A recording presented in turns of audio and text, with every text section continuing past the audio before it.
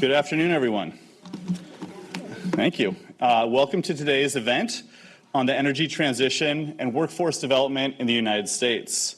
So my name is Ben Harris. I'm the Vice President and Director of Economic Studies here at the Brookings Institution, and I'm just so pleased that you all have chosen to join us for this event, both in person and virtually. So today's event is both timely and incredibly relevant. With generally tight labor markets and a rapidly transforming economy, the U.S. faces a critical shortage of qualified workers for key positions. The skills gap is acute in industries vital for economic growth, including renewable energy, advanced manufacturing, and emerging technologies. And this deficit of skilled workers threatens to stifle innovation, slow the transition to a low-carbon economy, and diminish America's global competitiveness. Put simply, our economy can't continue to rapidly expand if we don't have the right labor force with the right skills. These workforce challenges demand a coordinated response from both the public and private sectors. Implementing effective initiatives to meet current and future workforce needs is paramount. The success of these efforts will be critical in maintaining U.S. economic competitiveness, fostering innovation, and ensuring inclusive growth across all sectors. Brookings is privileged to host this discussion as part of the Center on Regulation and Markets' commitment to addressing pivotal economic issues. Today's esteemed keynote speaker, Senator Peter Welch, brings a wealth of experience and insights from his extensive work on labor, education, and economic policy. Following the Senator's keynote, he will participate in a fireside chat moderated by Sanjay Patnaik, Director of the Center on Regulation and Markets, to delve into potential solutions for our workforce challenges and explore the legislative avenues for tackling these pressing issues. Following that conversation, we will transition to a panel discussion moderated by Samantha Gross, Director of the Energy Security and Climate Initiative and a fellow in foreign policy here at Brookings. That panel will include 4 distinguished experts at the forefront of workforce development and economic policy, including Ian Andrews, the Executive Director of Field and Industrial Labor Relations with the National Electrical Contractors Association, Robert Lerman, a fellow at the Urban Institute, Jack Porter, the Program Director of the Workforce Development and Economic Policy Program at the National Governors Association, and Beth Wozniak, the Chair and Executive Officer of nVent. Beth is also an officer and Vice Chair of the National Electrical Manufacturers Association, or NEMA. And I should note, in the interest of transparency, that NEMA provides generous support to the Economic Studies program at Brookings, which helps make the work we do possible. I'd like to reiterate Brookings' commitment to independence and underscore that the views expressed today are solely those of the speakers. So in conclusion, I very much look forward to the remarks by our speakers and the ensuing conversation. I will now turn the proceedings over to Sanjay Patnaik. Thank you.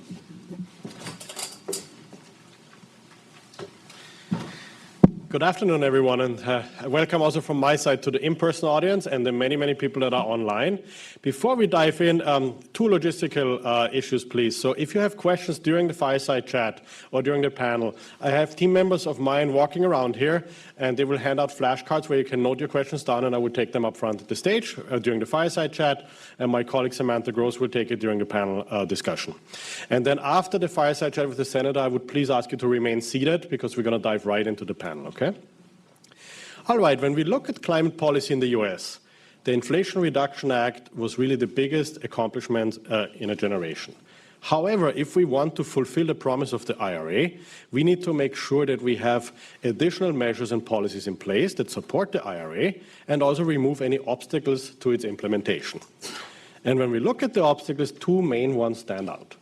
One, which we have done a lot of work on here at Brookings, is permitting reform and environmental permitting. Without actually speeding up the process of issuing permits, it will not be possible to build up a lot of the infrastructure we need to transition to a low-carbon economy. But the second one, that is also very important and oftentimes overlooked. Because the IRA relies so much on electrifying our economy, we also need a skilled workforce to actually do that. We need people that manufacture the components, we need people who install solar rooftops, windmills, etc. And so then the questions come up, how can we prepare our workforce for these roles? How can we train enough workers to fill those roles? Because when we look across the country, and that's not only the case with the IRA, but also with the CHIPS Act, oftentimes companies say they cannot fill the roles. They don't have enough people. And so how can we reform our education system to make sure we bring enough people to the workforce? But also, how can we reskill people that work in fossil fuel, for instance? And oftentimes that skill set is very different from what they need in the new low-carbon economy. And so it's a real pleasure today to introduce Senator Peter Welch today from Vermont. He has represented Vermont in the Senate since 2023.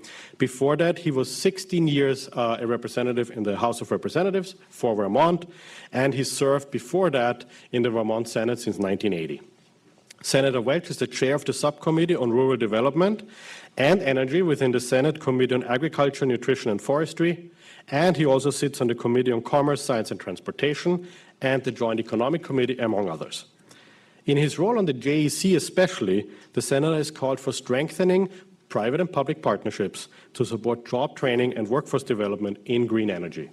And actually, during the negotiations of the IRA, he played a leading role in including a grant program for training contractors in the home energy efficiency sector, and we're going to talk about that today. And for anyone who loves hiking in this beautiful weather, I would ask you to check out his website. He has listed his favorite trails in Vermont that are obviously wonderful to explore during this time of the year. So please join me in welcoming the Senator up to the stage.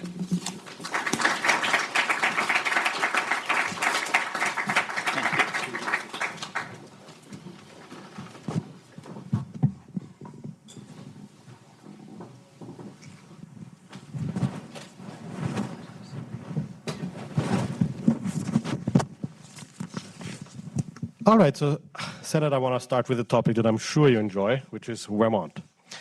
When we look at Vermont, it's a rural state. It is a state that has a workforce that is trending older. What kind of workforce development opportunities and challenges do you see in your state, especially as it relates to the green energy transition? Well, you know, Vermont has the same challenges that any other state, is what you were saying in your opening. You know, this is the perspective I have. It was really hard, really hard to pass the Inflation Reduction Act. It was really difficult in Congress to actually take on climate change and acknowledge that it was real.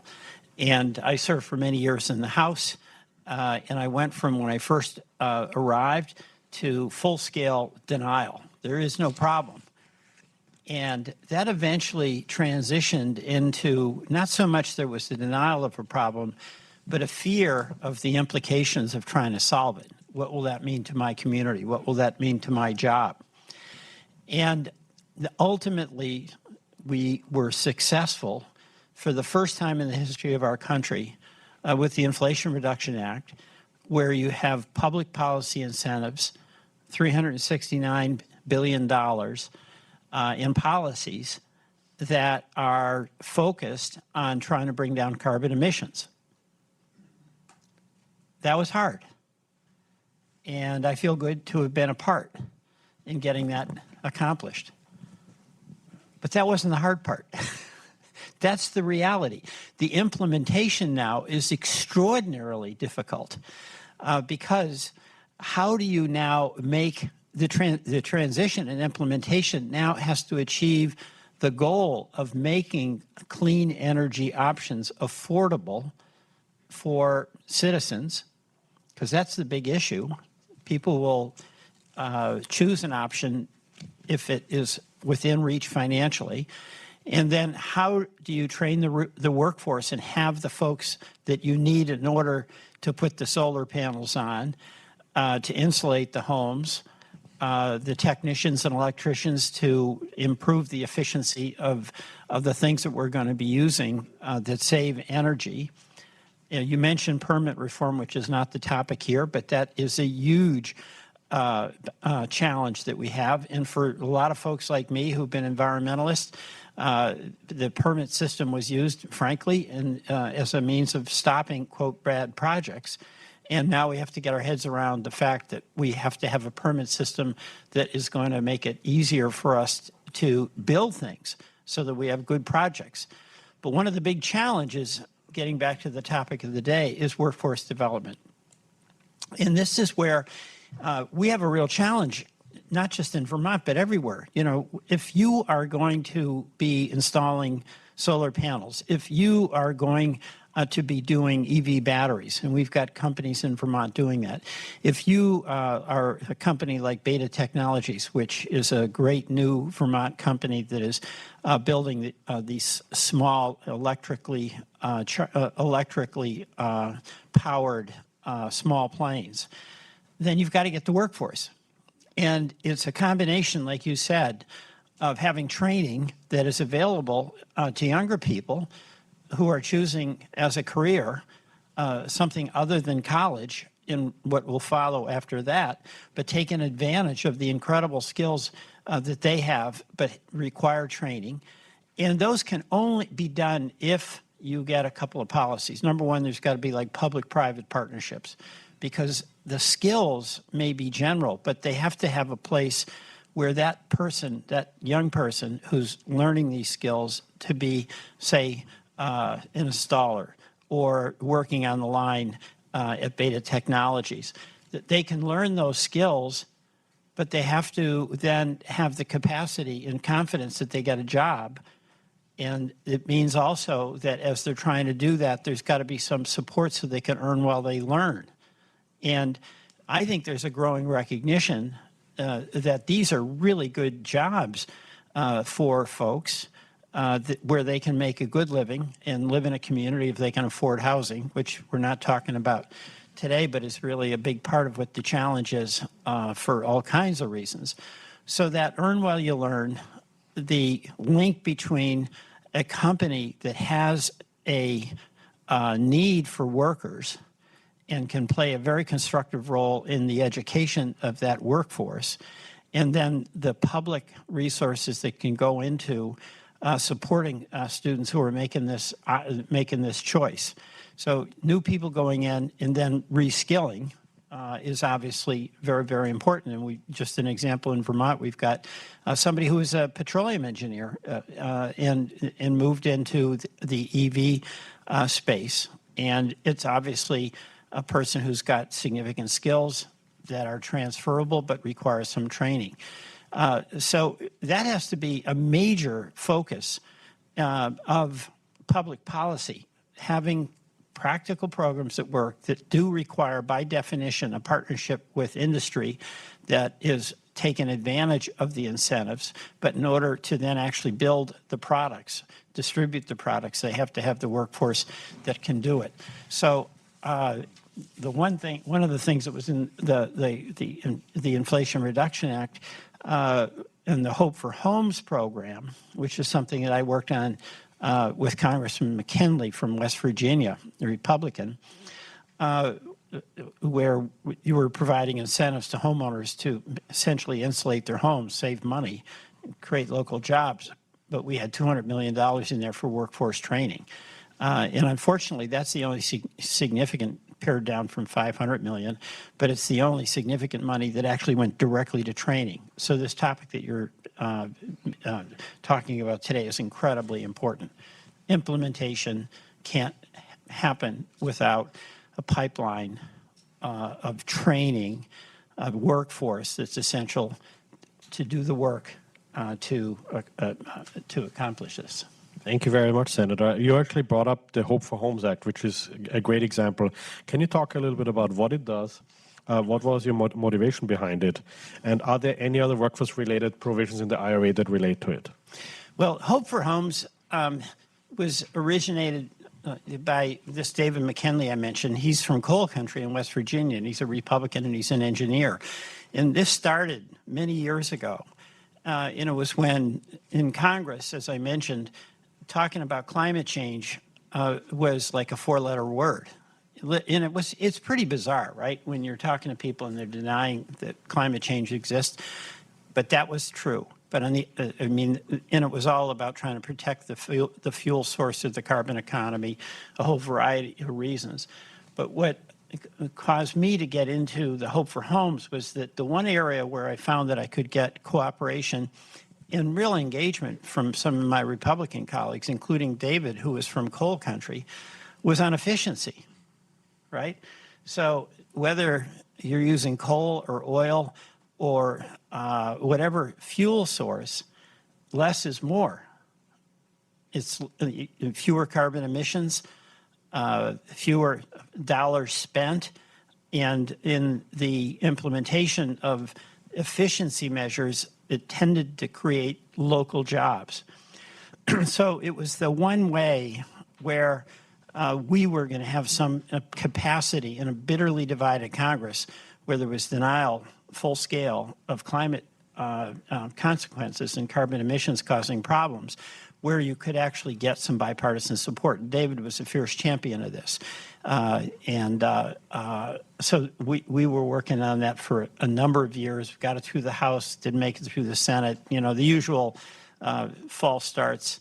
You make it, then you don't. You thought you had it, then you didn't. But ultimately, we were successful in getting this into the IRA. And it provides a tax incentive to homeowners to essentially do home insulation, home tightening efficiency measures in their homes. And by the way, you know, I was in the House when we passed Waxman-Markey, which, oh my goodness, we'd be so far ahead if we had gotten the, thank you, Joe Lieberman, if we'd gotten that passed in the Senate. We got it through the House.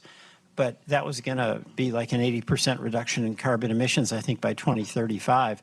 40% of the reduction in emissions was going to come from efficiency. You know, efficiency is an incredibly powerful tool to help us achieve our carbon reduction goals. And, you know, I'm a Vermonter, so I'm pretty cheap. So spending less on, you know, home heating is pretty good. And that's an argument that I found appealing to many of my Republican colleagues. No, I think this is a really great point because it also allows people to have the same standard of living, right? And even spend less, probably better because they spend less money on heating and other. No, and it's local. I mean, so much of what we have to do to get carbon emissions down, it has to be, there's a variety of ways to do it, but ultimately there has to be a lot of local engagement because there's so many different ways in which we create carbon emissions or use them. But this is within reach for homeowners and businesses. Another thing we were working on was performance contracting, where you get a private sector making bids to essentially do energy efficiency measures in a public building, and the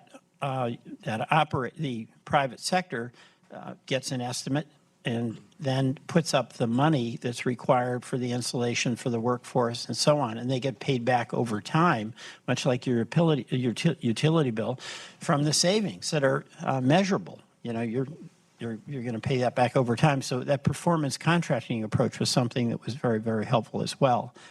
But, you know, the heart of this is, and this is an argument I was making that didn't persuade people, but is now being accepted. A major decision that any society has to make is, are you going to ignore the problems you face, or are you going to lean in and solve them, and in the course of solving them, make your society, make your economy stronger? And there's absolutely no question now that if we are committed in various ways to address the challenge of reducing carbon emissions and having a cleaner energy economy, that's going to create thousands and thousands of jobs. The estimate in IRA is 300,000 jobs. So, you know, that's what a confident nation does. That's what a confident person does. This is a problem. We've got to solve it. What do we have to do? But we've gotten that head start with the fact that the IRA is passed, the incentives are there, it's being taken up by the private sector. The amount of public investment, or pardon me, private investment in the area has exceeded the governmental investment. So what are the next challenges that we face in workforce development is really a major one that we have to take on with energy and determination. So let's drill down a little bit on this, because I think it's really the key of the topic here. How can we make sure that we have enough skilled workers? And how can we rescale them? How can we upskill people that maybe don't have the skills currently? And what parts of our education system need to be reformed for that? As you mentioned earlier, I think one important aspect is that in the US, everyone is being pushed into the college system, which is different to a lot of European countries where you have these 2 tracks where people can go for vocational training, and oftentimes this provides very important skills for these types of jobs. So where do you see the biggest need for reform and the biggest need for investment and policy measures? Well, I think that those skill courses have to be integrated into regular high school. I think that's really absolutely vital. You know, we're rebuilding our high school in Burlington, Vermont, and it is going to have a much more of an opportunity for students to make a choice and to do both as they're going through college. And in fact, the head of this Beta Technologies, which is an extraordinarily promising company, went to Harvard, but he went to Essex High School. And in the morning, he went to the college ed portion of Essex High School. It's in Vermont, right near Burlington. In the afternoon, he went to what in the old days would be called the trade school section.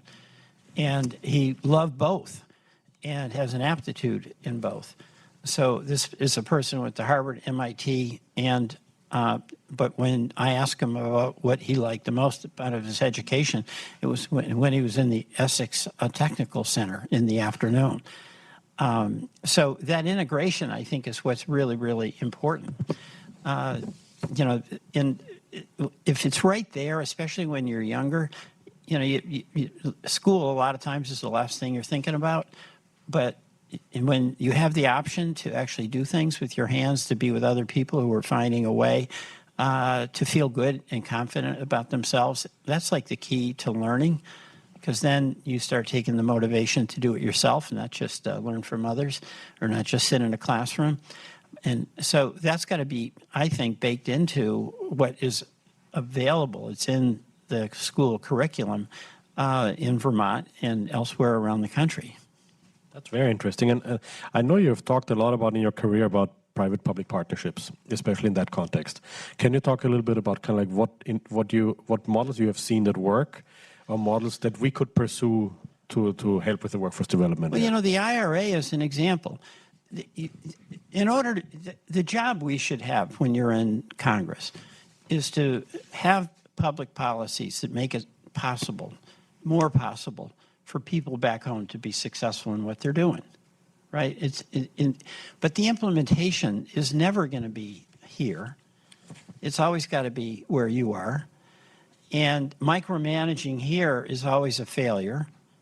So the more you push the responsibility back to the local communities, or the more you create policies so that those that capital can flow to opportunities that are made available because of public policy providing an incentive, then you have companies that are about delivering a service, who need employees who have to be trained and be reliable and have a skill to be able to efficiently deliver that product or make that product.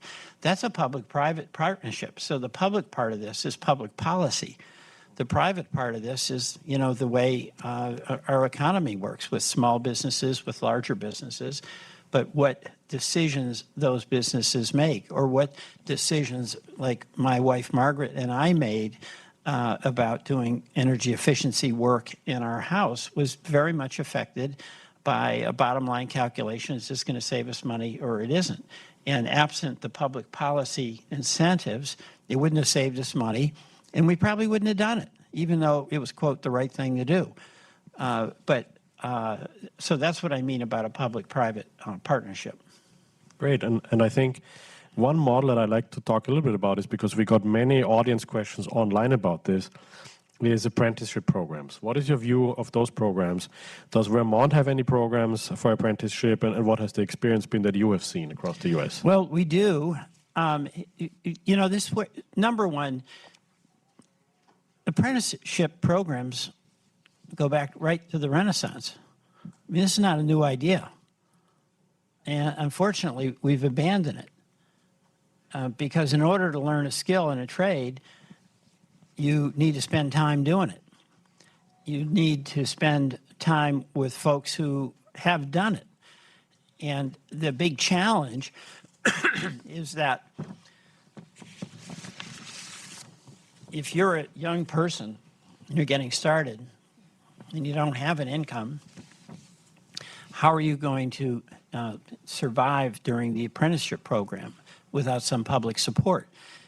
In Vermont, there's been a couple of examples of some of our community foundations raising money and some of our employers raising some money, and the state coming up with some money, working with some employers who had a severe need to get trained workforce to allow essentially earn while you learn opportunities.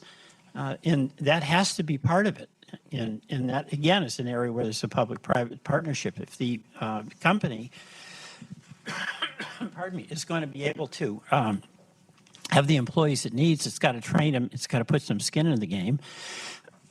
Pardon me, but there's a real interest is for the public to have some skin in the game too. Pardon my cough. Take your time.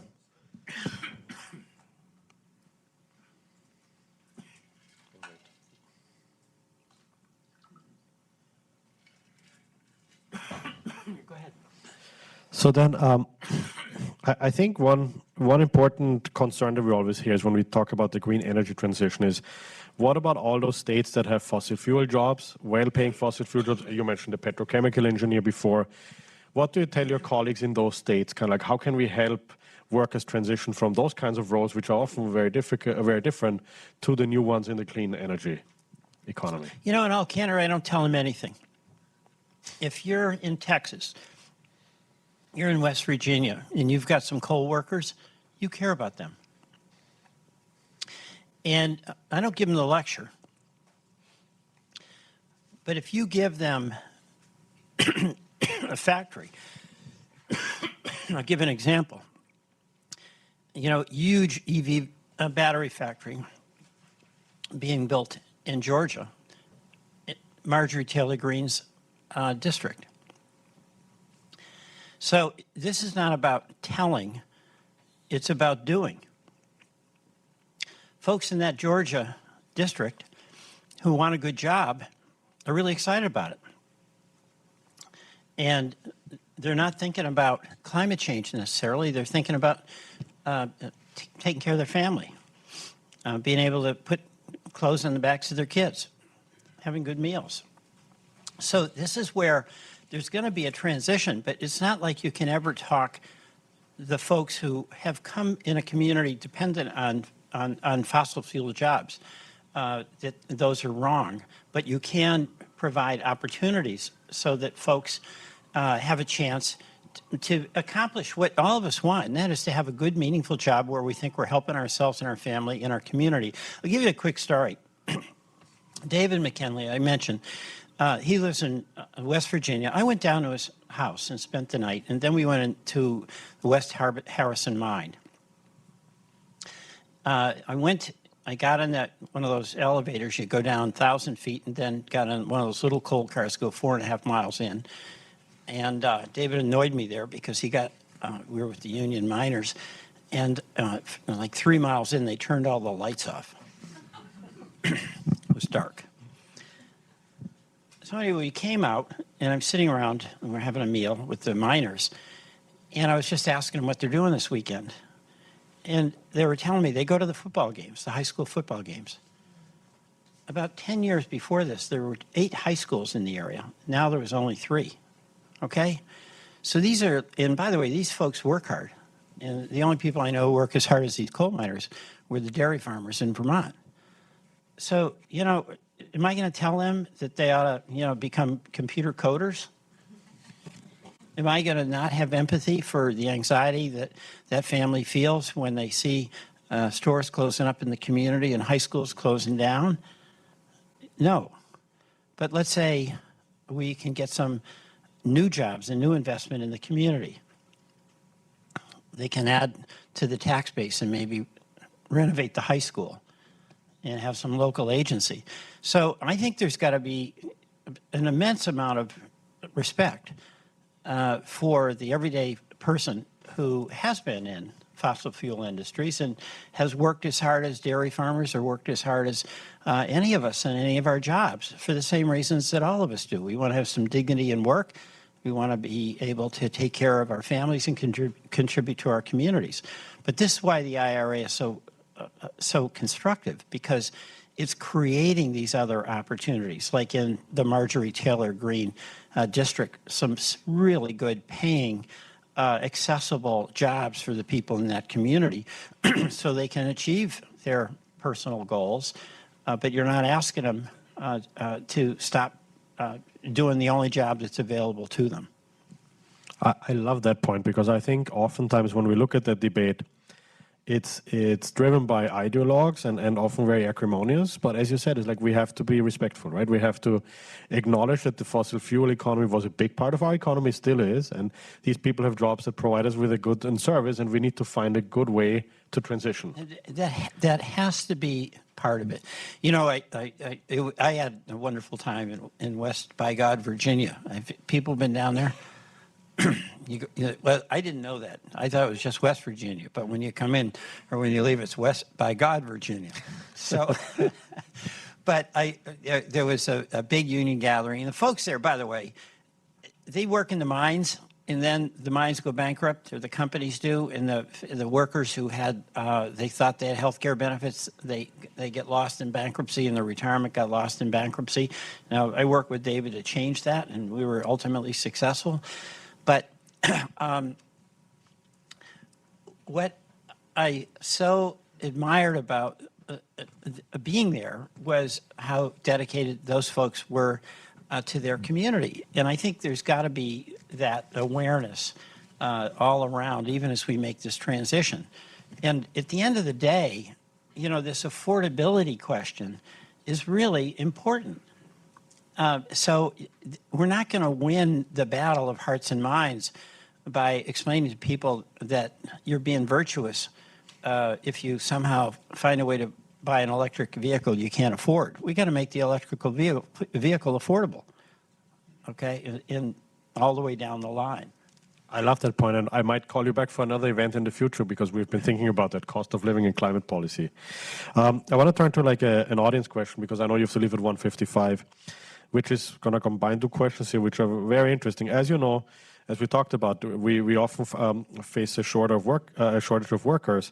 At the same time, we also see declining birth rates in states across the U.S., including Vermont. So what role do you think immigration can play in building up the workforce that we need? And do we also need international cooperation to learn from different training models? I know in Europe, for instance, they've had much longer experience with apprenticeship programs. What kind of like factor does the international connectivity play here? Well, two things. Number one, I do believe we need more legal, and I'll emphasize legal immigration. Legal immigration is, you know, who's coming, and it acknowledges that we have a need to have immigration be part of our ability to have the workforce that we need, okay? And you can be for strong borders and for generous legal immigration. The two can go hand in hand, and I think that compromise bill that was negotiated in the Senate between a conservative Republican and a liberal Democrat and an independent was a really good bill. So my hope is that we could come back to having that combination of a secure border and more legal immigration. That'll help a lot. And then, obviously, if there are other models about how workforce training can be improved, and there's a lot of room for improvement because we don't have that big tradition in this country, then yes, by all means, let's look elsewhere. But where I'm seeing it really work is when it's just there's a real practical connection. You know, I keep mentioning Beta, but it's just an inspiring example in Vermont.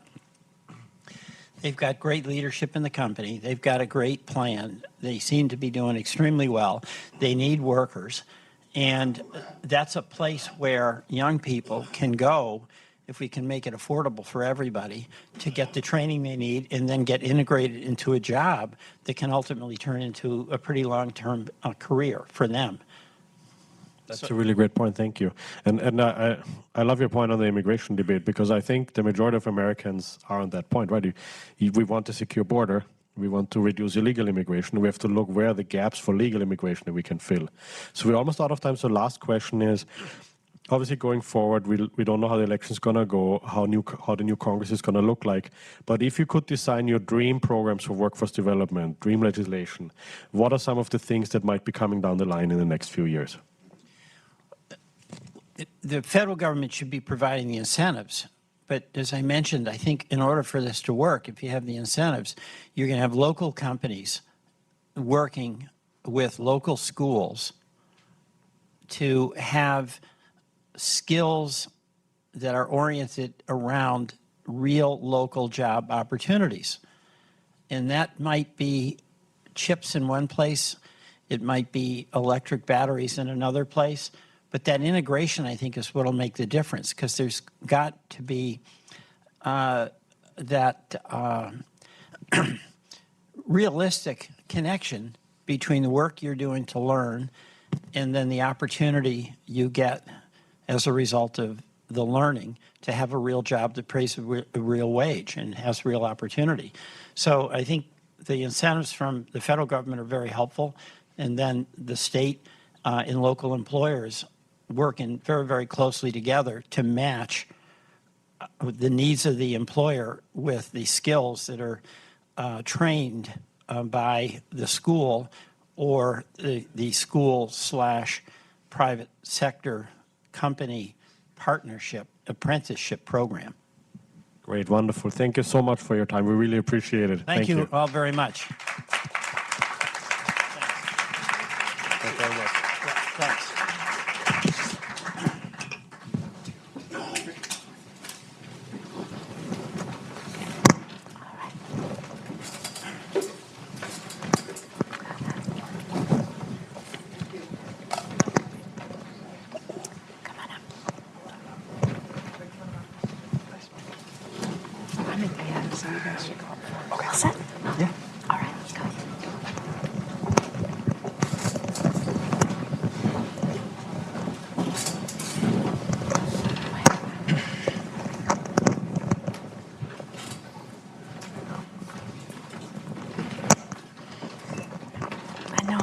This.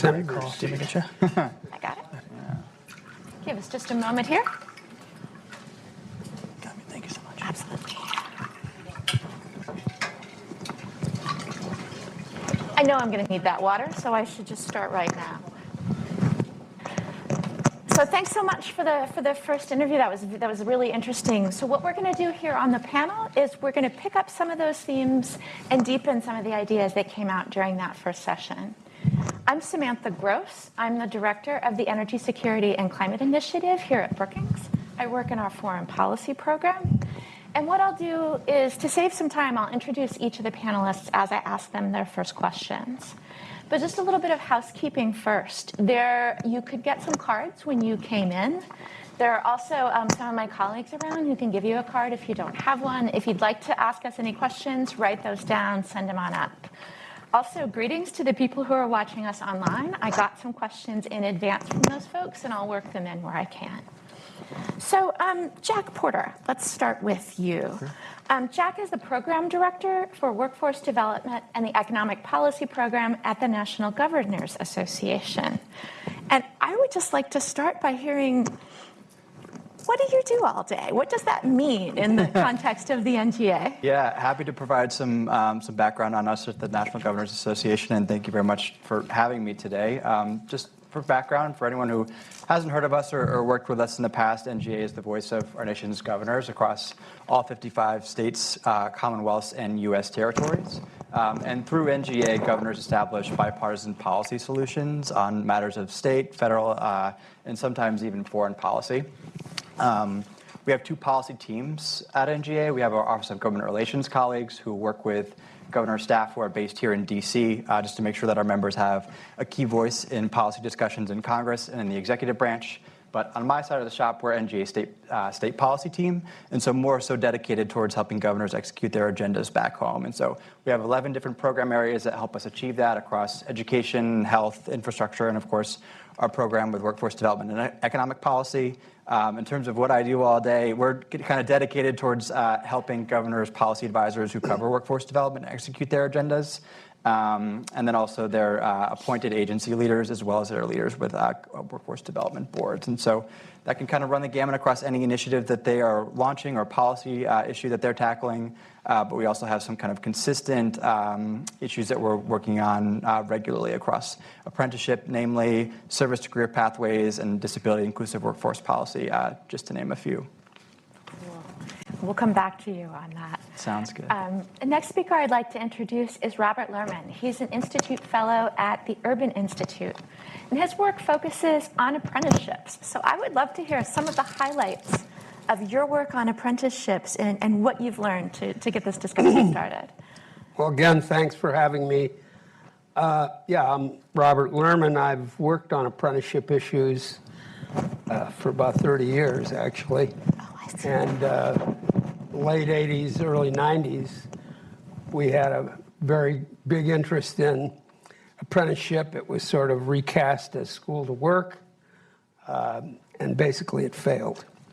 But this time, there's a big resurgence of interest in apprenticeship because it works, and because we've seen how other countries far outdo us in apprenticeship. And so because of that, up until very recently, the federal government had very little role in apprenticeship. Even within the Labor Department, it was sort of a backwater. And the entire budget for federal apprenticeship funding was $30 million. A trivial amount. It paid for the staff in Washington, maybe one person in certain states. 2015 started changing. Trump administration also added money, so we're now at about $300 million. If you compare it to what some of our competitors do, it's still pretty low. But I think there's a lot of interest in it. The senator even mentioned it.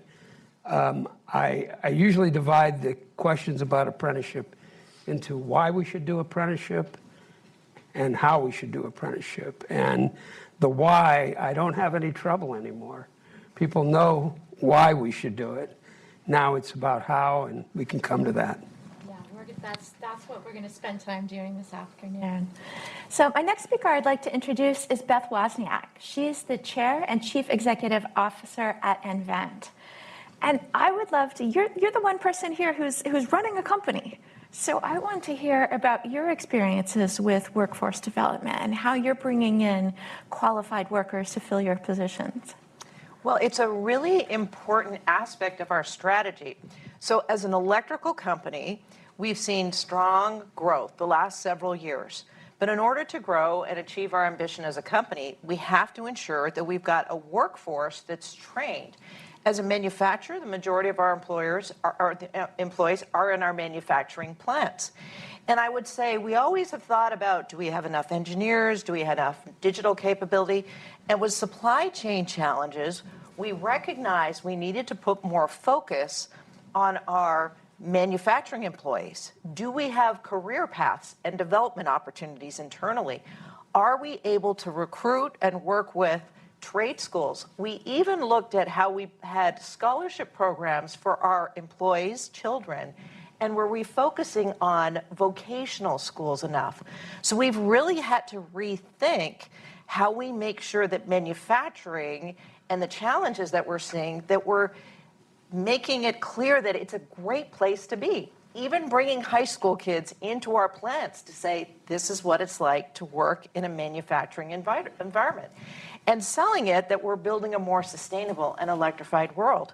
So we can't achieve our growth strategy as a company if we don't have a trained workforce. It's really important. So our final speaker, but not least, is Ian Andrews. And he's representing the labor side of this. He's the Executive Director of Field and Industrial Labor Relations for the National Electrical Contractors Association and trustee of the International Brotherhood of Electrical Workers. So I would like to hear about the work that you're doing with NECA and with the International Brotherhood on workforce development from that side of the equation. No, well, thank you, Samantha. It's a pleasure to be here. Thank you to the Brookings Institute having Nika and our 4,500 contractor members represented here in such a critical industry endeavor. My work in labor relations is, our contractor members employ electricians. The IBW represents electricians from the union standpoint. So together we're working in partnership for a common goal. We need to have our electrical contractors have qualified, highly skilled, highly trained, safe, productive workers. And those workers need to be fairly compensated, highly skilled, trained, safe, and go home to their families every night. So together, we are very heavily invested in apprenticeship. And we have 51,000 electrical apprentices doing inside commercial, telecommunications, outside line, transmission. That's over 288 apprenticeship programs across the country. And we're trying to be half of that puzzle from the association side to develop the workforce for the future of America, while also upskilling, reskilling, those terms you heard earlier today, current existing workforce to move the industry forward as we go through the renewable change. Excellent. Robert, I want to come back to you. You brought up in your opening remarks that you both talk about why apprenticeships and then how apprenticeships. Yeah. And I think you have a lot of support up here for why apprenticeships. Yeah. But I'd like you to kind of give the short version of the case for that. What are the advantages of apprenticeships programs over some of our more traditional four-year college, community college? Why should young people want to go into apprenticeship programs? Well, first I want to say apprenticeship is fundamentally about learning. It's a focus of learning by doing, and for most people, learning by doing is a way they really embed what they've learned a little bit in courses into actually doing something. And so it's very engaging for the worker, for students, not to sit in class all day and spend part of the day actually doing something. I mean, even little kids like to do things. So the engagement is one factor, and that engagement can carry over into the coursework, which is related to what they're learning. Second thing is very cost effective. Basically, you kind of get a twofer, because for the company, the apprentices are doing things that you'd have to pay somebody else to do anyway. But at the same time, they're learning. So it's kind of a joint production, we would say in economics, where you're producing skills as well as producing output. So from the employer's point of view, if you can get a well-structured program, it's very cost effective. And from the government point of view, it's far more cost effective than what I would call the academic-only approach that we've been using, which is to fund higher education programs, purely academic programs within high schools. Community colleges have abysmal dropout rates, abysmal graduation rates, very high dropout rates, and it's not connected to a job. So apprenticeship is a job. So it's not a matter of sort of coordinating. Well, we'll train them over here and then coordinate it with them, with the company. Apprenticeships are jobs. So you're already starting out doing that. The other thing that's good from the employer point of view is they're learning general skills to some extent, occupational skills that could be used in another place. But they're learning it in the context of the organization that they're working in. So if they're working in your manufacturing company, they're learning those skills, but in the context of what you're already doing. So that's another big advantage. Finally, I just want to say one more thing, which is, and I was once talking to a group of Germans where they have very high rates of apprenticeships. And one of the things that really caused them to start shaking their heads was that apprenticeship is also about pride and an occupational identity. That when you complete an apprenticeship, you know what you can do. And that conveys a sense of pride, a sense of occupational identity. I know that I can be a terrific electrician. It's sort of a community of practice. You're part of a group. Whereas, just being a worker, doesn't convey the same sense. As I was thinking about how to moderate this panel, something that came to mind is, do we need an attitude shift in this country? That, right now, I have a BS, I have a BA is considered that badge of honor, where, maybe your mama wants you to become a certified electrician, or that completing an apprenticeship or going through a program like this has that same sort of, I don't know how we achieve an attitudinal shift like that, but it was something I was thinking about as I was thinking about things I wanted to bring out in the panel, so thank you. Well, we have degree apprenticeships too. So a lot of times the colleges can give credit for work-based learning. Yeah, a lot of engineering schools do that. So Jack, I want to come back to you. So we're talking about, I think we've established that apprenticeships are something we want to do. All right. But I'd like to hear more about the state role in establishing these sorts of things, particularly in light of some of the new federal laws that have come down that are encouraging these sorts of programs, the CHIPS Act, the IRA, the IIJA. How do states fit into this equation? Definitely, and I just want to pick up on some of Robert's points too, Absolutely. and I'd love to get to the new federal programs too, because in terms of the the way we think about apprenticeship, I think a couple things that states are doing, that governors are namely doing, are kind of helping this cause too, and that we in some senses we kind of are viewing our members having their state act as a model employer, and one way that they're doing that is by establishing and scaling registered apprenticeship programs in executive branch agencies under their purview. And so I think it's a kind of like when they're going to employers, one thing that our members can say now across the country is that, we have apprenticeships in-house too. And so here's the benefit that we're seeing, because oftentimes, as I think everyone here knows, state government is the biggest employer in a state, and in that way also the employer facing the biggest shortage. And so I think that's a key point. I think in terms of the new federal programs, I think this administration has definitely emphasized the registered apprenticeship model. And I think that one way that I think that we'll probably talk about a little bit more too is in terms of the Inflation Reduction Act. I think the senator touched a little bit on the apprenticeship requirements. And so I think for clean energy projects, there are certain requirements that have to be met in terms of the numbers of hours worked on a project site, the apprenticeship ratio. And so I think just, that's one way too that I think that states are kind of like leaning into the apprenticeship model when it comes to these programs. Thanks. Beth, I'd like to come to you on this for a second. What strategies do you employ to bring in top talent and to keep them interested in not just coming in and learning, but in staying and developing their careers and in finding a career path on the manufacturing side? Well, I think that's the key point. You want to ensure that there is a career path. And I think showing that someone can have an entry-level position in manufacturing and can work their way up to be a plant manager one day, and how do we train them and give them skills? Because if you think about all of our manufacturing becoming more automated, becoming more digital, you have to have leadership capability to lead a group of people. So that's a big piece of it.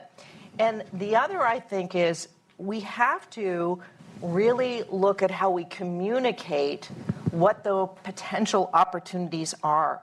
So getting out into communities and into schools, that these are great career paths. And so one thing that I want to say is there's a lot of different associations in the electrical industry. So I'm part of NEMA, the manufacturers. I won't give you all the four-letter acronyms. We have contractors, we have distributors, and we have manufacturing reps. And recently, our four trade associations signed an MOU that we could come together and work on how do we train and develop and make this a great place for people to build their career. So, back to where I started on this, it really is listening to your employees, showing that they have career paths, but we just together need to do a much better job of advocating that this is a great career for people to have. Yeah, not a dead-end job, but a job with serious growth potential. And with purpose, because we like to say we're building a more sustainable and electrified world, and that's very meaningful, especially to young people. So, Ian, I'd like to talk to you. Once again, you're my worker perspective. I'm curious, you think about going into an apprenticeship, learning things, getting started in a manufacturing or a trade environment. How is the need for those trades evolving as our energy system evolves, as we move? We're still plenty in the fossil fuel business, but as we move more towards electrification, towards different kinds of jobs, how are workforce needs changing, and how are your members adapting to that? No, that's a great question. When you look at workforce needs, it's not just apprenticeship. It's existing employees. It's career mapping, as we talked about. Electri International, we have a research foundation education arm that is independent, and they've just launched a career mapping tool. So anybody in the industry can go on there and say, I'm interested in this and I want to get here. Now, what are the typical steps for an individual to make it to that aspect? So it's great to hear that we're all aligned. It's that MOU. It continues to pay dividends. But the role of the trade, the role of the electrician, it's evolving, right? It's no longer a pipe and a wire job. And if you looked at the profile of an electrical contractor 10 years ago versus today, where it was lighting, conduit, pipe, wire, cable pulling, that's not the primary scope of their business anymore. They're becoming a technology arm. You're looking at the integrator being the, I think, end-all, in my opinion, future classification of what an electrical employee looks like. And so to get there, you've got to be multifaceted. You have to be able to work in a data center, on a wind farm, on a solar farm, in a hospital, at a residential complex, doing Google Fiber and meshing in home Wi-Fi systems. So the ability to be cross-functional, I think, is going to be so critical as we train our future workforce, whatever capacity they come up in. And then part two, the existing workforce, making them adaptable. If somebody has topped out from an apprenticeship in 1984, that is the gold standard. They're an electrician. But the skills that they need to bring needs to change, and we need to make sure we're investing in education and training to meet them where they are so they can come on and continue to have a viable career until their retirement. Are we set up for that right now? I mean, we hear a lot about, the jobs, the economy is forever creating and destroying jobs. That's the way it works. But at the individual person level, are we set up to help these people have a meaningful career who finished their apprenticeship in the 1980s? Are we doing the right things for the existing workers as well? We're starting to, because we're starting to see a culture shift. We haven't had a culture change. We haven't undergone the change management process. But we're aware of the issue, we understand the urgency, and I think that's the first step. Now, we have a lot of deliverables to put in there, and one of my favorite sayings, hope is not a strategy. We can't just hope they get there. There's some chuckles, it's real, right? But we need to have an action plan. We need to implement the action plan. We need to continue to revisit that action plan, and we're not as far along as we need to be, no, unfortunately. And that's a real concern as we go forward. Well, that's one of the takeaways, I think, from this group, is what we need to do, not just for new people, but for those who have existing jobs and need to adapt to the changing landscape. So, Robert, I want to come back to you. We've talked a lot about, you're my policy guy, we've talked a lot about the federal issues here. You have someone from the Governors Association sitting next to you. What are the roles of the different slices of government in helping making these programs work? We sit here in Washington, so we focus a lot on the federal role, but how do we need to think about this in its different layers? Well, first I want to say that today, electricians are the largest occupation in registered apprenticeship. And they make good money. We have about, if you look ahead, we have about projected 80,000 openings per year, and we have about 30,000 electrical apprentices per year going into it. So we do have a gap, but it's somewhat institutionalized. I mean, we have 5-year electrician apprenticeships that are as good as what's being done anywhere in the world. So our electricians are good, but there are some drawbacks with even this system, one of which is they start very late. The average age of an apprentice today is about 29. We're not taking full advantage of starting in high schools. Now, there is a program, IEC Chesapeake, I mentioned it to my colleague here, where they are starting in high school, taking related courses, working part of the week, and it works very, very well. So we have to expand that. In apprenticeship more generally, the biggest problem is getting employer demand and getting employers to know what an apprenticeship is, to help them organize their programs. We still have a lot of companies, even in this space, even in the manufacturing space, where they haven't been used to apprenticeship. And we have a lot of barriers relating to registration and how it should be registered and so on. But when you ask what the federal government can do, I would say two big things. One is to fund a program that would pay organizations or even agencies for each apprenticeship they create. Pay for success, I call it, pay per apprentice, where if they generate a new apprenticeship, they get $3,500, let's say, per apprentice. So if you have a local organization that can create 100 a year, that's $350,000.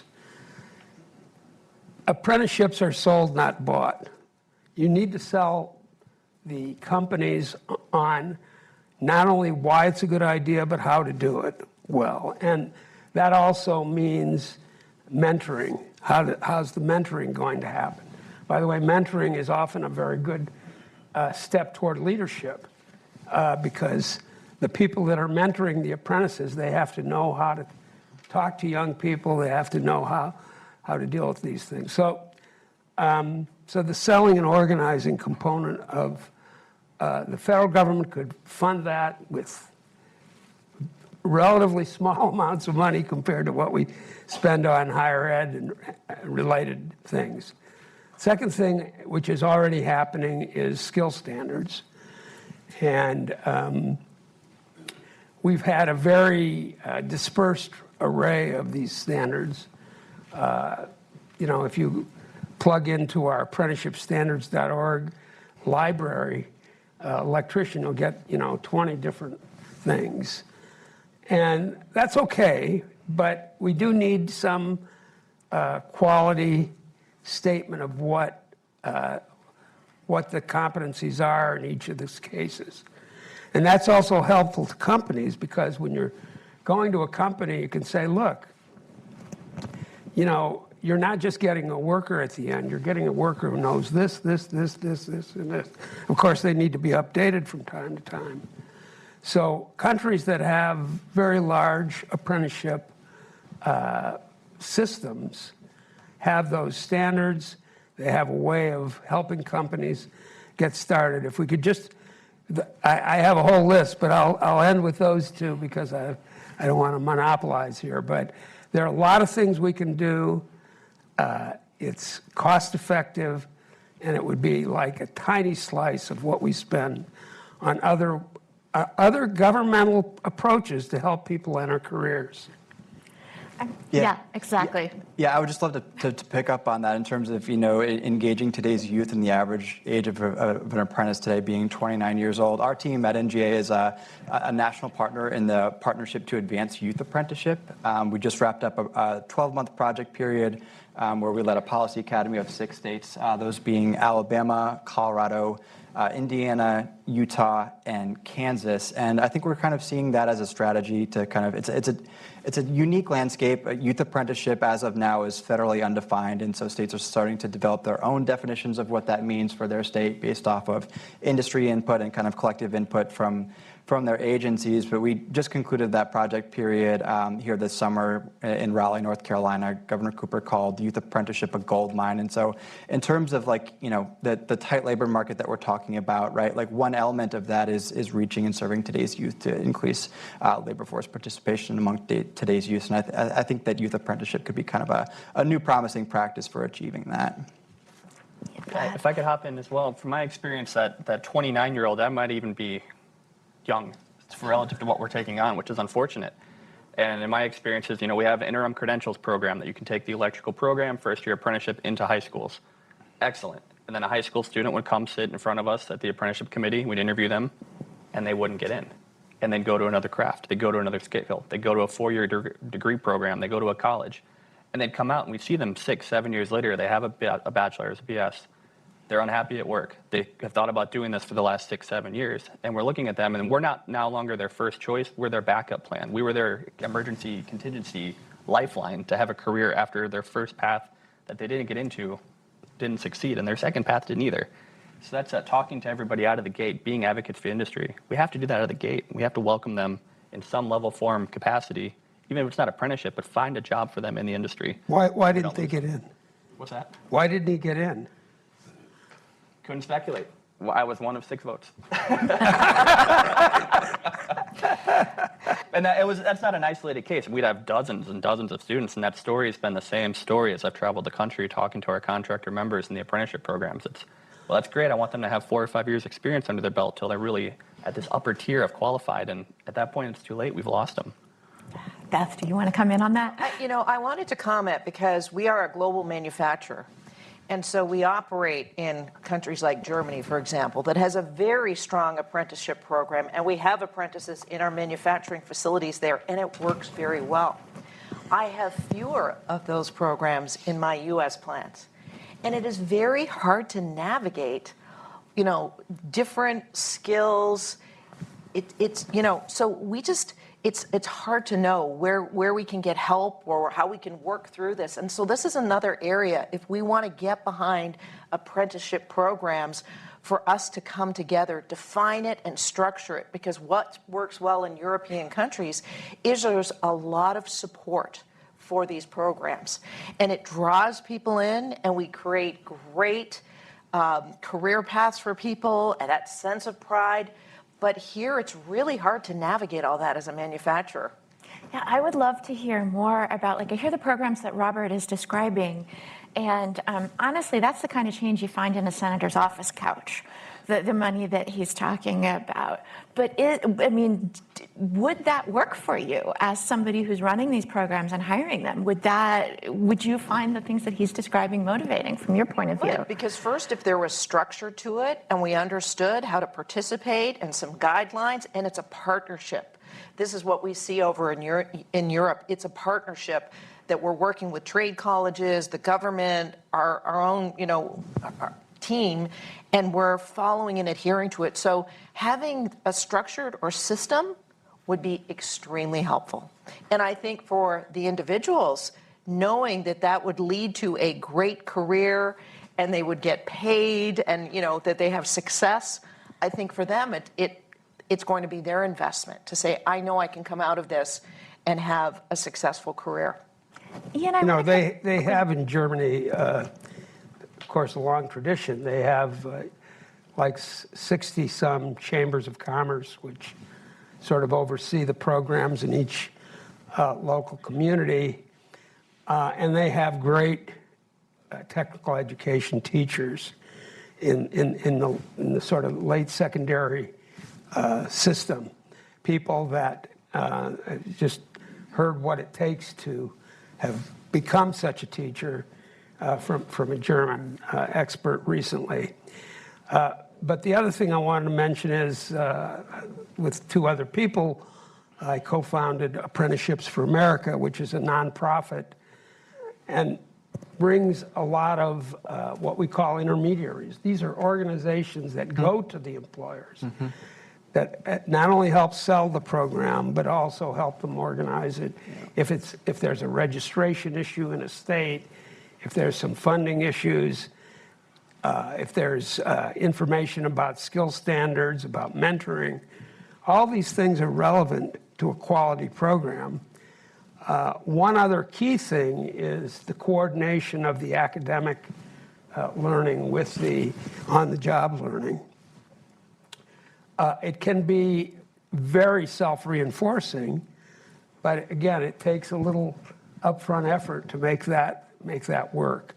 So I think if we can sort of jumpstart this system, and it's unlike a lot of government funding things, this is more of an investment, because once you get a company doing apprenticeship on an ongoing basis, that's part of their HR strategy. That's part of how they recruit. It's part of how they train. They learn how to do it better. Each year they learn how to do it better. They tend to repeat. So you only need to, quote, sell the component once, and then you have you've enabled a flow of private sector training over the next decades. Ian, I kind of want to bring you in on a related question. And we've talked a ton about apprenticeships, but I want to widen the lens just a smidge and ask how state and federal policies are sort of supporting or hindering workforce development for you. So not just apprenticeship programs, but our high schools, our community colleges. Are you getting what you need out of policy, or what would you like to see change? No, that's a great question. And for context, our apprenticeship programs in the electrical side are entirely self-funded. So it's a per-hour contribution that is part of the employee's total package paid by the contractor. Sometimes it's split between labor and management into the apprenticeship fund. So there's the startup funds just to recruit and entice an individual employer. I think that's a critical part, because otherwise it's their funded program, right? It's almost like a dollar-for-dollar offset in a different manner, which is kind of an exciting proposition.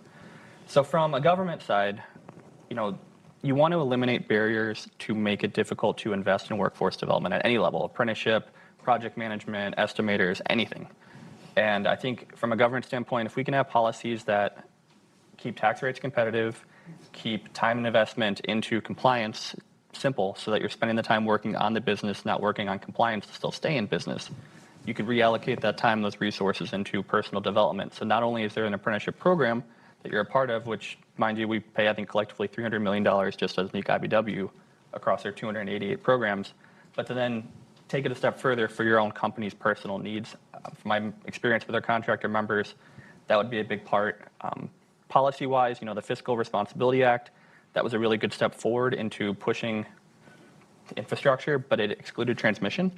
And without transmission inclusion, a lot of these projects have stopped and stalled. So as we're looking at how do we invest and really put our outside line programs on jet fuel, well, we don't have a place to put them, and we're perpetually chasing equilibrium between be an apprentice, be employed full-time, and sometimes it doesn't line up, and that causes conflict in the system. So I think Congress passing transmission permitting reform to help our NECA contractors would be a big part of that as well. But on the positives, policies that support Davis-Bacon at the state level prevailing wage, extremely beneficial to support apprenticeship as a registered classification for government projects. Protecting registered apprenticeship programs, they're bona fide, we know that, they're timed, they're true, they're tested. Making sure that they are still the gold standard, those policies continue to be a huge help.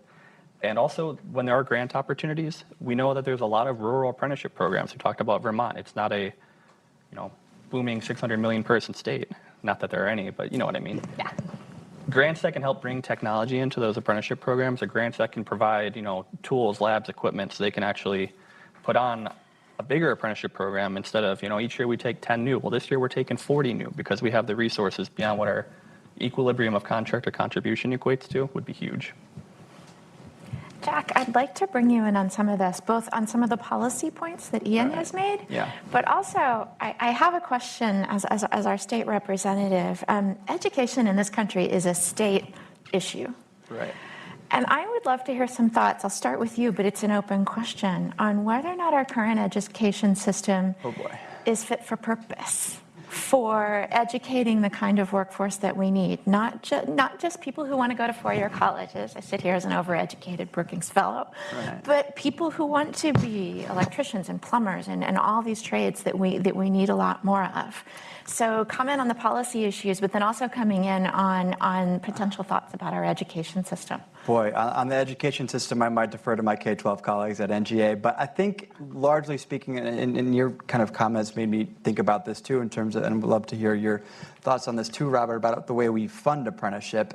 It's interesting in that the public workforce system set up through the Workforce Innovation Opportunity Act, a tiny fraction of that funding goes towards what you call the most tried and true workforce development tool that we have in apprenticeship. And so in terms of, education systems and, the workforce system, which is, kind of more my area of expertise, I think that disconnect between our investments in the public workforce system being disconnected from what is arguably our best workforce development policy tool is, I think, kind of speaks volumes. But curious to your thoughts on that too, Robert. Does anyone else like to comment on education? First of all, what we're trying to do at Apprenticeships for America and more broadly is to widen the range of occupations for apprenticeship. And we're seeing a lot of interest in states, for example, in teacher apprenticeships, just in in England where they have registered nurses that are learning that through apprenticeship. There are a lot of regulatory bodies that stand in the way of those things, but we have to overcome that.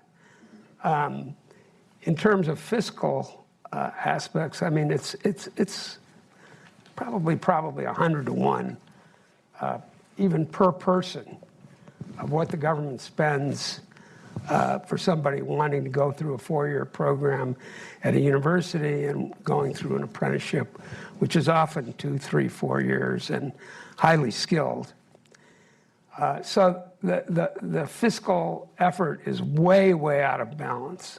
I'm not expecting it to be balanced, but if we spend, let's say $300 billion in one place, couldn't we spend 4 or 5 on stimulating apprenticeship? But I think we are seeing some interest.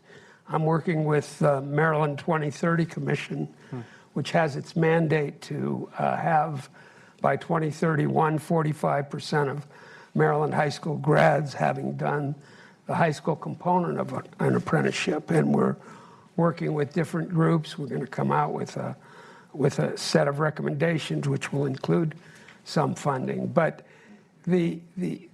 I think that we have to just change the mindset. Just to give you one number, in Switzerland, which has the largest penetration of apprentices, 95% of Swiss 25-year-olds have either done an apprenticeship or BA, and they have a lower BA rate than we do. That means only 5% of 25-year-olds have no career accomplishment through their program. And I don't think we can get there through what I call the academic-only approach. We could combine it a bit more, and there's this effort with apprenticeship degree programs that is starting up. Teacher apprenticeships is one, nursing another, for example. But we really need to refocus and to rethink how people learn well, and not be oriented toward this pure academic approach, which fits some people, but not others. I have a phrase that sameness is not equality. If you try to make everybody go through the same kind of approach, even though people learn in different ways, that's not equality. So Beth, I'd like to bring you in this part of the discussion on, we're talking about, we focused a lot on apprenticeships, but if we can broaden out to other kinds of workforce development, like what kinds of programs would you want to see to align the kinds of employees you can hire with your needs for your workforce? Well, I think the world is becoming more digital. And I think the comment was that where in the past you had someone who was doing electrical wiring, now they're having to use automation, they're having to look at data, they're having to understand, is a machine working well? So I think part of where we need to go is to train workers that they have to have an understanding of digital and data and automation, and that really is pervasive. There's a lot of you like, what does AI mean? But really, we want our workers to be able to use data and to infer from that. So that is another level of sophistication. If you were used to not thinking about, IoT or anything like that, it's changed. And so I really do think that, and this is not just true of manufacturing workers, this is true of system integrators, contractors in the field. We really need to get a level of sophistication around some of these other skills that are really important for the energy transition. And where would one acquire those skills? Should those be acquired? Should they be acquired high school, community college, apprenticeship level? Like, is there a specific place where these skills might be imparted? I think it's all of the above. Because I do think our challenge here is we're going to find that those students or new graduates are much more versatile. They've all grown up with phones, right? we really have to work on reskilling some of our workers who perhaps were not used to it. So this is where I just see that there can be training and skills upgrade programs that manufacturers can do, or there can be training programs to support that. But, you know, having incentives to do that, I think, would certainly help us. Otherwise, we're going to find, and we talked about there may be a displacement of workers as we move to the energy transition. This is one of those critical areas where we can train some knowledge and skill sets that can be used across multiple disciplinary areas. A question across the panel. I mean, I feel like we focused a lot on new workers and youth. What programs can we put in place for reskilling, upskilling people whose jobs, like the coal miner that was described earlier, whose job is not likely to survive the energy transition? I'll open that up to whoever would like to begin that discussion. I'd gladly jump in. I think this is where our industry partnerships play such a critical role, because we can't do it alone, right? Our apprenticeship programs have continuing education, and you can, you know, call in and say, hey, I need a journey level worker to learn diamond saw cutting on a concrete box. All right, great, we can teach that. But that's a one-off situation. Now, if we're working with our industry partners, we're working with NEMA, working with our premier partners that we have at NECA to say, these are opportunities. We can have them come in and teach a broader skill set, I think, at a much more effective cost point, because you're diversifying how many people are teaching. You're not all putting all your eggs in one basket. So while there's not what I'd say a perfect infrastructure in place, this is where I think our cross-industry partnership is a really good launching point to make sure that no industry sector is left behind. Thoughts maybe, Jack, from the government side? At the state level, are we thinking about how not just to create new careers, but how to change careers for folks? Yeah, and I think he makes a great point in terms of like listening to the industry voice. Like I think, you know, it's a key part of what our members do on apprenticeship and on all kinds of work-based learning is working hand in glove with employers to find out, you know, not just how to bring youth into the workforce, but also, you know, in-house, right? I think some of our, you know, partner organizations at the National Governors Association also have, you know, incumbent worker training to retool and to find a new role internally. And so that I think is a kind of a critical part of this conversation too. If I could add one point real quick too.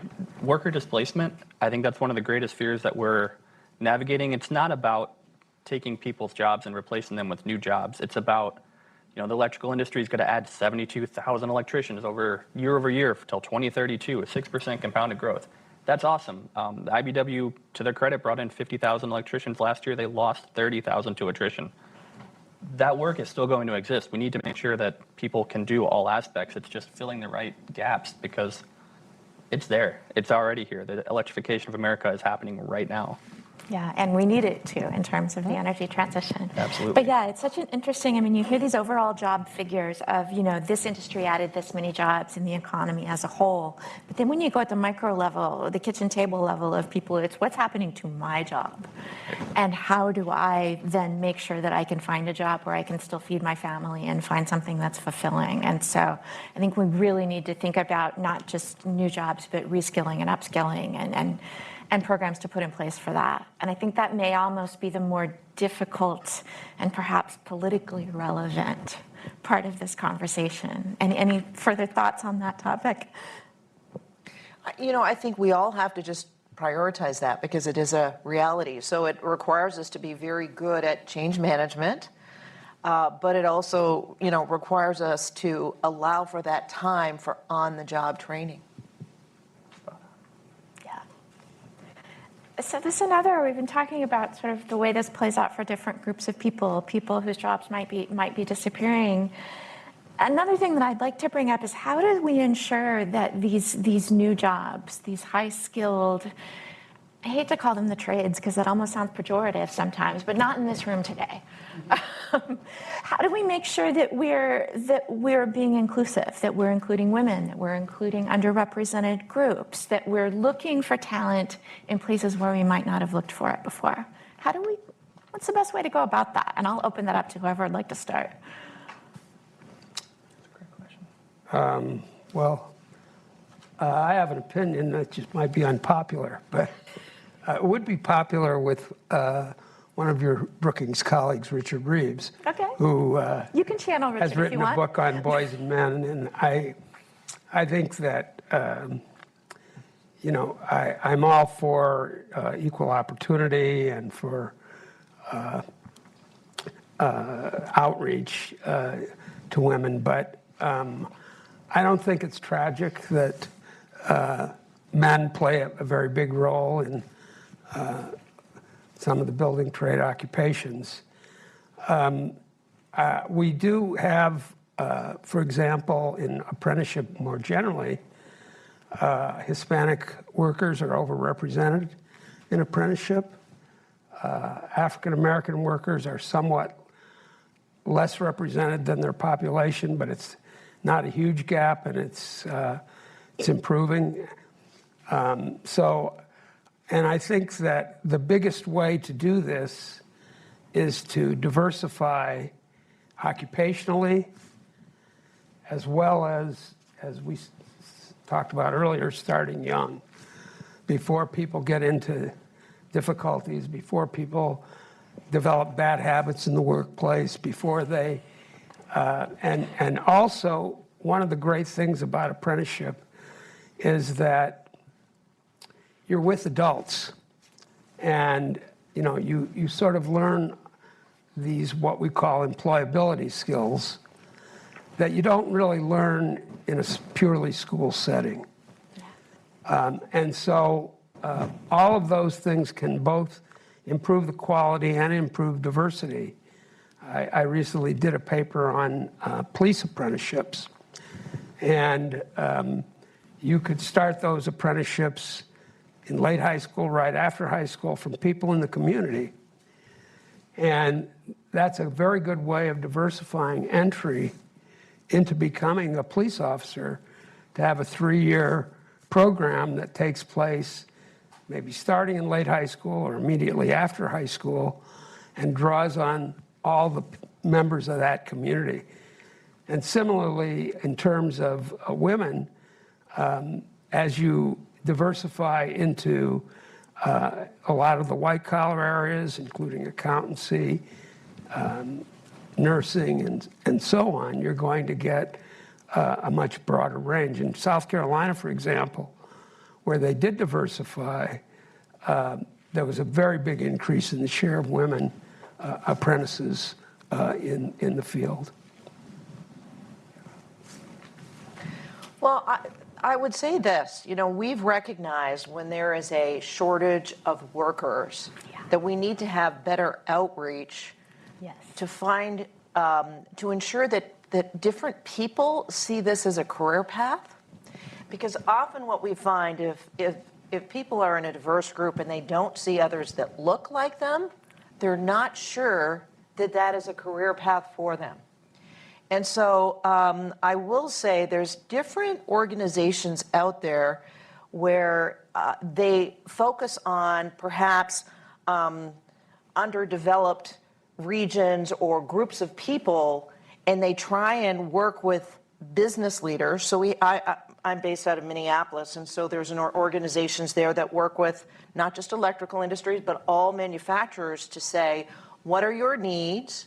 We want to work with the youth in the community here to show them that there are jobs and we support them to get them into those areas. And they have great success rate.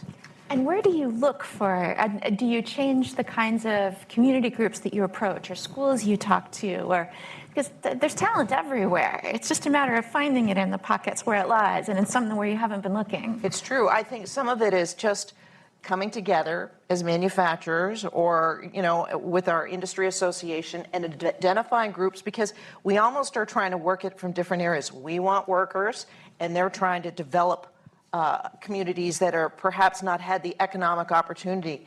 And you just need to come together, and you can create great programs that develop the workers that you need for the future. And some of these programs, I know that when they place people, they have like a 90% success rate. I mean, they're really terrific. We need to do more of that, bringing communities together. Yeah, because we're talking about, shortages of qualified workers here. Yep. Thoughts on? Yeah, well, you've got pre-apprenticeship programs. That's a great entryway to that. And from my experiences, which I actually learned firsthand covering Minneapolis, there were 3 major barriers. It was reliable transportation. If you were going from across the city to city, but you didn't have a way to get there without a timely bus route, and you had to go to a solar farm 40 miles out of town, you were immediately incapable of getting to that project. That's a problem. Now it's a barrier to entry. 2 was communication, ESL. Doesn't matter what the other dialect is. If we can find a way to improve our ability to communicate on job sites, and like you said, welcome people of all backgrounds to the construction trade in any form, capacity, classification, communicating is a huge part of that. And 3 is, like you said, outreach. I mean, we think we're doing a good job. We've really ramped up our efforts. We're trying to make the electrical industry look like the communities that it works in, but we know we're not there yet. And until we get to that point, it's going to be an uphill battle. Yeah, and if I may, I would just add 2 things to that list. Outreach is critical, but kind of just across all workforce development policy programs, I think 2 things that I would add to that list are childcare and housing. I think in terms of barriers to workforce participation and success, I don't think I need to tell anyone in this room, but those 2 policy issues are just consistently kind of creeping into every workforce development policy conversation that we have with our members. If folks don't have the childcare that they need to go to work, it makes it extremely difficult. If you can't live in the community that you work in, it makes it extremely difficult to participate in the workforce. So I would add those 2 things to that list too. And so you can anticipate the next question that's going to come out of me, which is, what can we do about that? And what could be the role of each of the different groups represented on the stage of overcoming some of these barriers of talented people joining these industries where we need more talented people? Well, I'm going to go back to, I believe, with NECA and NEMA and NAAD and NEMRA, I'm using all those acronyms, I think this is an area where we can focus because we want to find and develop more workers so we can drive advocacy and identify, first of all, it's a great career path, and we can identify some outreach programs where in communities we can come together and see that we can connect to organizations that are trying to develop people who haven't had that opportunity. So I think this is part of that MOU that we've signed to really develop the workforce, and this is a more broadening of how we think about that skills and attraction. Yeah, I would echo that. I mean, from the electrical side, between all of our industries, there's over 1 million individuals working in it at this juncture. Together we have the resources to figure out how to get humans from job site to job site. I live in Madison, Wisconsin. It's a daycare desert. We can find ways to utilize in local government and how to get more daycare centers available. Even if we paid for childcare, we don't have it available. It's a 2-year wait list. That's not realistic. That's a barrier. So we've got to start working at those combined efforts. And I think, again, being here together, we can tackle that.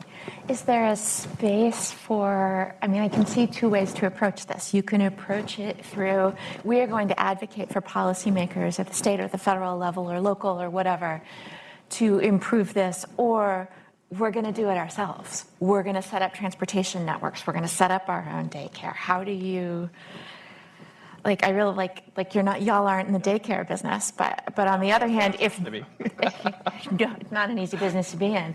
But in all seriousness, if this is and I got the question more than once from the audience on these cards, what do we do about childcare?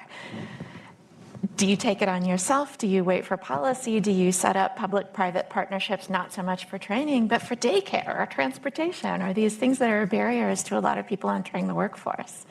This is a bit of a rhetorical question, but I think it matters. Well, one other thing we can do is have more child care apprenticeships. And hey, everything comes around. No, but I'm serious. If you start again, it's a perfect place to start in late high school.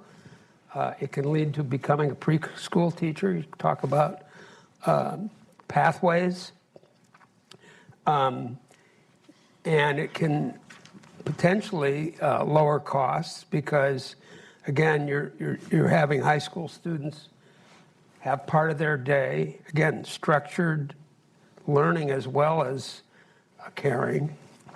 They're seeing that as a possible career, and there are, again, pathways to running centers, to administering things.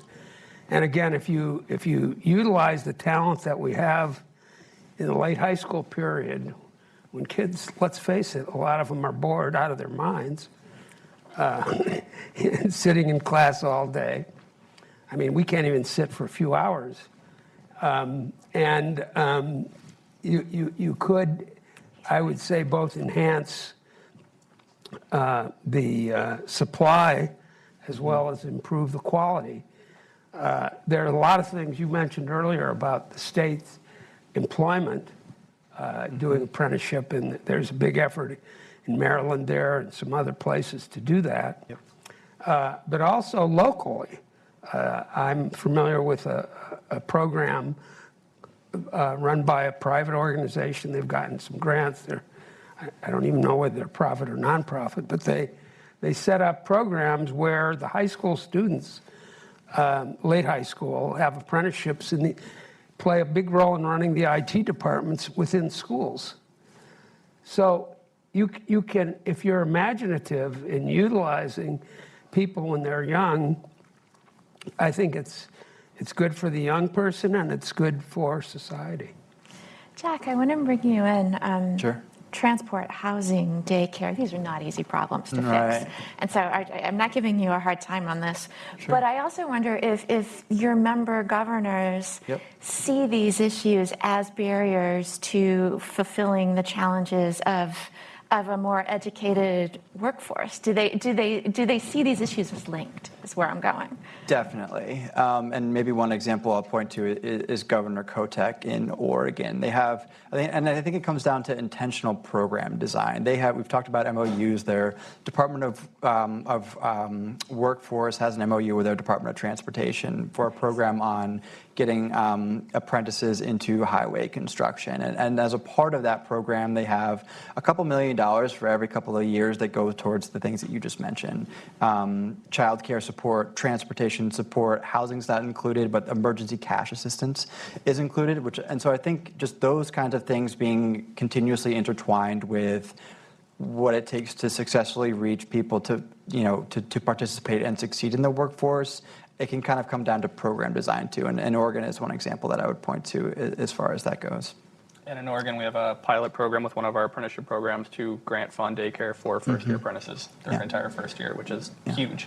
Yeah, and huge. And in North Dakota too, Governor Burgum just secured $70 million for childcare as it relates to a barrier to workforce participation and success, and it's something that he champions with his governor's workforce development board there, and so it's definitely becoming increasingly intertwined. Childcare. I just want to say that I like these programs, but these are individual programs. That's right. They're one-off system. We need more of a system. And, again, as I mentioned, Switzerland is a big place to get to, even Germany, Australia, England, all these countries have huge programs. We don't have a program. We don't have, a system. We don't have something where when you finish, late in high school, an apprenticeship is a real option. I don't want to tell all these kids to go to an apprenticeship if we don't have the slots, because then we'll just have waiting lists. But we need a sense that we want to turn the ship toward a system. WIA is tiny. We got to think in terms of, I like to think of human capital. We don't really have a department that's oriented toward human capital. The Labor Department is on second chance programs, it's on pensions, it's on wage and hours, it's on EEO, it's on all these different things. The Department of Education is about schooling. So we need to rethink the overall system. We have to get there incrementally. I don't say we're going to do it in one shot, but I don't think the individual programs are going to cut it. We need to think much more broadly and have a vision toward where we want to go. Yeah, I feel like. Sorry go to ahead, be please. But yeah, I feel like this talk has really expanded in a way that's very interesting. From just like, how do we train young people for 21st century occupations, all the way to how do we make it such that talent can enter the workforce and do jobs that are necessary? Be that older people, younger people, people of color, women, Anywhere where talent lies, how can we get them into our economy to support the transformation that we're trying to achieve? And so I really like the direction that this conversation has gone and the way that it's broadened as it's gone. So we're about out of time, but what I'd like to do is maybe go down the line, and if there's a final thought that you'd like to leave our audience, they'll remember the last thing you say the best. And so just a minute or so. But if there's anything you'd like to wrap up with before we call off the panel, go ahead, and I'll start with you. Ooh, that's a lot of pressure. If I could leave anything with the audience, it's the electrical industry is growing. The electrification of America is upon us, and it's going to take all aspects of the industry. To the earlier question, public-private partnerships. We live in acronym world, PPP. It takes everybody, and it takes open communication. It takes a commitment to the cause. It takes our contractor members investing in their skilled workforce for the future. It takes connecting to the IBEW and our labor partners. It takes connecting to every association that has any interlocking space here, which, again, we've made a commitment to do. And you have to really want to do it. If you don't want to do it and you're not 100% in, I think the opportunity to succeed falls to near zero. So you have to be fully committed in any space you do it. If you watch The Bear, every second counts. Well, every decision matters. That's what I want to leave with you all. Every decision matters. Robert. I think we need a vision for change in the country, away from only having the academic route to quality careers. And I have a phrase called incrementalism toward a vision. And I think we need to change the vision. It can't be a one-off program here, as good as those individual programs might be. We have to have something where you really see there are different ways of going into a quality career. And some of them are fun because you're working and you're earning some money and you're producing some of them. And some of them are helpful for some people who like to learn liberal arts immediately after high school. But we can't have this one-size-fits-all approach. And it's not just even one size, it's one time. It's right after high school, when a lot of people are not yet ready to learn intellectual history. So I think we have to change the vision and then figure out, well, what are the incremental steps to get to that vision? Jack. Sure. Well, just want to conclude again by thanking Brookings for having me today. I've largely been a cheerleader for governors on today's panel. That's not a coincidence. And so I think if I'm just going to leave something with the audience, it would be if we're going to talk about building a system at the federal level or otherwise, that I think that we can still look to our states and who are led by governors for good policy ideas on all the things that we talked about today. I think I would say, the energy transition is upon us. It's a very exciting time. If you think about the world's infrastructure, the American infrastructure is electrifying. The companies that are a part of NEMA, we collectively have invested to date, still increasing, $12 billion in expanding manufacturing in the United States. So as we do that, we need to find workers to fill those roles. And so what a tremendous opportunity. And I think it's upon us to come together, from our trade associations to our policymakers, to look at how we develop that talent for the future. And it's making the electrification, it's making manufacturing as an exciting place, and ensuring that advocacy, and so that young people know, and we are supporting people going through upskilling, that they know that we can support them with these careers. Because this is really what we want, an exciting future driven by technology, creating jobs at home. So I think we have the potential to solve it together, but it really is a true partnership, and we have to work through it. And this is the first of many more conversations and many more people who need to come together. This is terrific. Moderator's prerogative. I think my takeaway from all of this is that talent comes in a lot of different flavors. good careers come in a lot of different flavors, and there's a lot of different pathways that one can take towards a fulfilling, remunerative career. And I think it helps all of us to think more broadly about what one can do when one grows up, or how one can change careers midstream to fill needs that we have as we transform the economy towards a lower carbon future. So I want to say a solid thank you to my panel. This has just been a super interesting, we've covered a lot of ground. I want to say thank you to the audience for your kind attention, and that's a wrap.